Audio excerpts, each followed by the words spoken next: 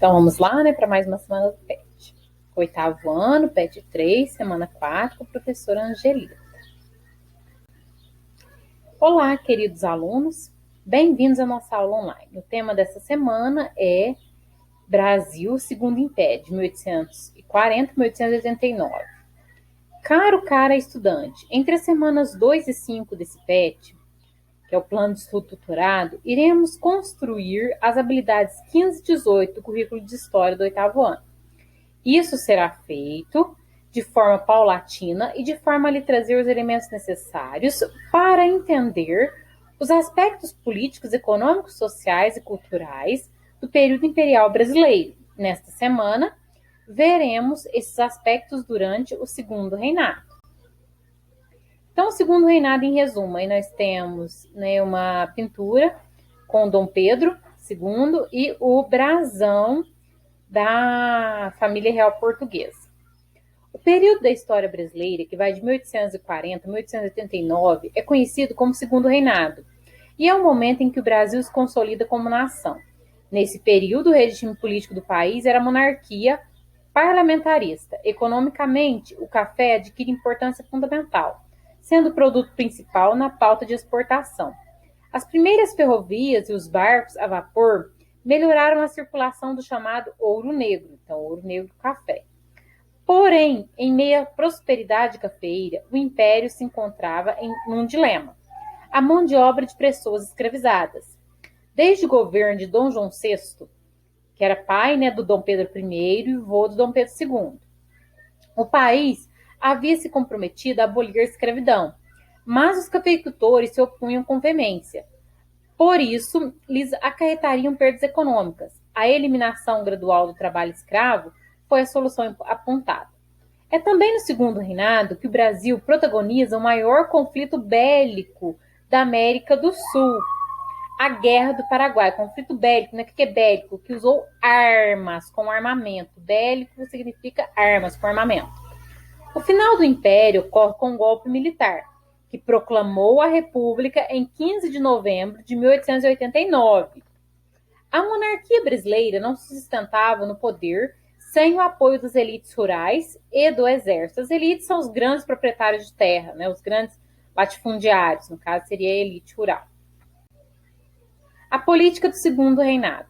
Com o golpe da maioridade, em 1840, iniciou-se o segundo reinado brasileiro.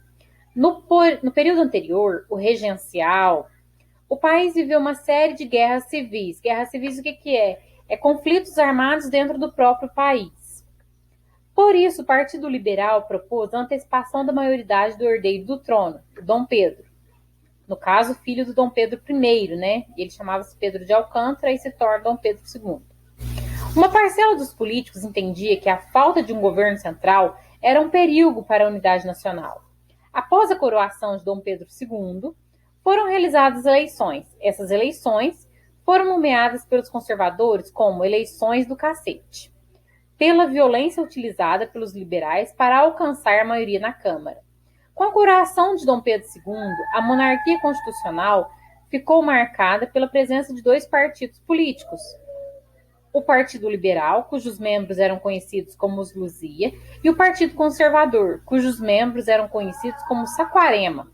Os dois partidos, a rigor, defendiam as ideias de elite, como, por exemplo, a manutenção da escravidão. E aí, nesse período nós tivemos, né, alguns outros conflitos. Teve o Buarden, teve a questão da Kirchner, né, que foi a questão de um navio atracado no território brasileiro, teve o Buarden, e teve aí também o parlamentarismo às avessas. O que é esse parlamentarismo às avessas, então? Aí nós temos duas figuras, né? As duas simbolizando o Dom Pedro II, é ele que está com a coroa ao centro, e num carrossel, né, girando aí os partidos, tanto o Partido Liberal quanto o Partido Conservador, né? E ele é ao centro aí com o poder total, praticamente. Em 1847, foi implantado o parlamentarismo no Brasil, conhecido como parlamentarismo às avessas. Aqui o sistema funcionava diferente do praticado na Inglaterra. Na Inglaterra, o primeiro-ministro era o deputado do partido mais votado, tinha uma votação lá. No Brasil, o presidente de conselho, o primeiro-ministro no caso, era escolhido pelo imperador, a partir de uma lista com 3 nomes. Vale lembrar que o imperador Dom Pedro também detinha o poder moderador, né? Então, ou seja, esse primeiro-ministro aí, no caso do parlamentarismo, ele não era votado. Ele era apenas escolhido por Dom Pedro. Guerra do Paraguai. No período imperial, o controle sobre a foz do Rio do Prata era vital para os interesses do Império Brasileiro, cuja navegação, em época de péssimas condições de transporte e comunicações terrestres, facilitava o contato com as províncias do centro-oeste e sudeste do país. A ameaça de unificação política da região, como desejavam alguns grandes proprietários, e do surgimento de uma grande potência platina, atemorizava os interesses nacionais. Por isso, a atitude do governo imperial foi a de impedir essa possibilidade, interferindo militarmente na região, sempre com o apoio da Inglaterra, que era contrária à ideia do desenvolvimento de uma rica nação que ameaçasse seus interesses econômicos. Sendo assim, em 1850, contra os interesses de Oribe, Uruguai no caso, né, e Rosas na Argentina, os presidentes aí, de uma possível unificação das duas nações, o Brasil interferiu na região. Em 1864, o Império Brasileiro interveio novamente na política uruguaia, ao derrubar o presidente Agir. Mas o principal conflito na região foi entre a Tríplice Aliança, Argentina, Brasil e Uruguai, contra o Paraguai. Então, os 3 países se uniram contra o Paraguai. A Guerra do Paraguai, ocorrida entre 1865 e 1870, 5 anos, né, foi consequência direta do conflito anterior. O Paraguai era uma exceção na América Latina, pois sobrevivem economicamente sem a presença de capitais estrangeiros. Sobreviveu, no caso. Isso resultou no isolamento paraguaio em relação aos vizinhos, comprometidos com o capital inglês. Então, tanto o Brasil quanto a Argentina e o Uruguai eram apoiados pela Inglaterra, pelo capital inglês, e o Paraguai não. A vitória brasileira consolidou sua posição de potência no continente sul-americano. Porém, o preço dessa conquista foi o extermínio da população paraguaia e a aniquilação de sua promissora economia. A Argentina e o Uruguai, assim como o Brasil, acabaram por cair na esfera de dominação inglesa. Agora vamos para as atividades dessa semana. Número 1. Explique com suas palavras a seguinte frase: nada mais conservador do que um liberal no poder. Então, né, pode ser que as palavras de vocês eu dei aí um resuminho. Os 2 partidos a rigor defendiam as ideias de elite, como, por exemplo, a manutenção da escravidão, a diferença entre Luzias e Saquarema se dava em relação ao poder central somente, né? Com os liberais defendiam mais a autonomia provincial e os conservadores defendiam mais centralização política. Os liberais não diferenciavam politicamente e economicamente quanto à questão do poder. Tanto os 2 queriam o poder da mesma forma, praticamente, né? Tanto os liberais quanto os conservadores. Agora, número 2 é da UFRJ, um textinho. Ora disse, não é isto uma farsa? Não é isto um verdadeiro absolutismo no estado em que se acham as eleições do nosso país? O poder moderador pode chamar a quem quiser para organizar ministérios. Esta pessoa faz a eleição porque há de fazê-la. Esta eleição faz a maioria. Eis, aí está o sistema representativo do nosso país. Nabuco de Araújo é um discurso dele. Tido como ponto de partida para o movimento de 15 de 11 de 1889, o manifesto, em sua crítica ao funcionamento das instituições políticas do Império, questiona o poder moderador e o sistema parlamentar vigente na época. Aponte o responsável pelo exercício do poder moderador, segundo a Constituição de 1824. Então, segundo ela aí, né, que nós vimos na semana 3, semana anterior, o poder moderador, que era o 4º poder no Império Brasileiro, era exercido apenas pelo imperador e tinha o objetivo de harmonizar os outros poderes. Então, era o 4º poder exercido aí por Dom Pedro II.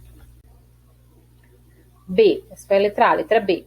Explique a partir do texto o porquê de diversos historiadores considerarem o sistema parlamentar brasileiro de então um parlamentarismo às avessas. Então, vamos lá, né? Aqui o sistema funcionava, peguei a resposta do PET. Diferente do patriarcado na Inglaterra. Na Inglaterra, o primeiro-ministro era o deputado do partido mais votado. No Brasil, o presidente de conselho, primeiro-ministro, né, era escolhido pelo imperador, a partir de uma lista com 3 nomes. Vale lembrar que o imperador Dom Pedro também detinha o poder moderador. A 3. Faça uma pesquisa no seu livro didático ou em sítios da internet. Escreva resumidamente as 3 versões interpretativas sobre as razões para a ocorrência da Guerra do Paraguai. Então, aí está no Brasil Escola, né? Não tinha no livro. A primeira historiografia é conhecida como historiografia tradicional e foi muito comum no Brasil, na primeira metade do século XX. Ela entendia a guerra como único e exclusivo da megalomania do ditador paraguaio e desconsiderava totalmente outros eventos do contexto. A segunda, né, já surge no Brasil a partir de 1960 e é conhecida como historiografia revisionista, ou seja, revisaram a primeira. Essa interpretação foi muito comum no Brasil até 1990, mas até hoje percebe um pouco da influência. Segundo ela, a Guerra do Paraguai foi resultado das ambições da Inglaterra na abertura do mercado paraguaio. E a terceira, né, que aqui no Brasil os grandes percussores da nova historiografia foram os historiadores Ricardo Salles e Francisco Doratiotto, que fizeram importantes estudos sobre a Guerra do Paraguai, trazendo novos e importantes elementos para o debate. Um dos elementos é que o Paraguai não tinha tanta influência assim. Agora vamos para a 4. Unital adaptada. A partir do golpe da maioridade, em 1840, a vida partidária brasileira resumiu-se a 2 partidos. O antes Partido Progressista passou a chamar-se Partido Liberal, e o regressista passou a chamar-se Partido Conservador. Pode-se considerar como característica desses partidos, a correta seria a letra C, né? Do ponto de vista ideológico, não havia diferença entre os liberais e conservadores, pois eram farinha do mesmo saco, né? Pensavam a mesma coisa sobre o poder, queriam o poder da mesma forma. Então, até a próxima aula, queridos alunos. Obrigado pela participação. Continuem firmes, porque vocês são capazes. Tchau.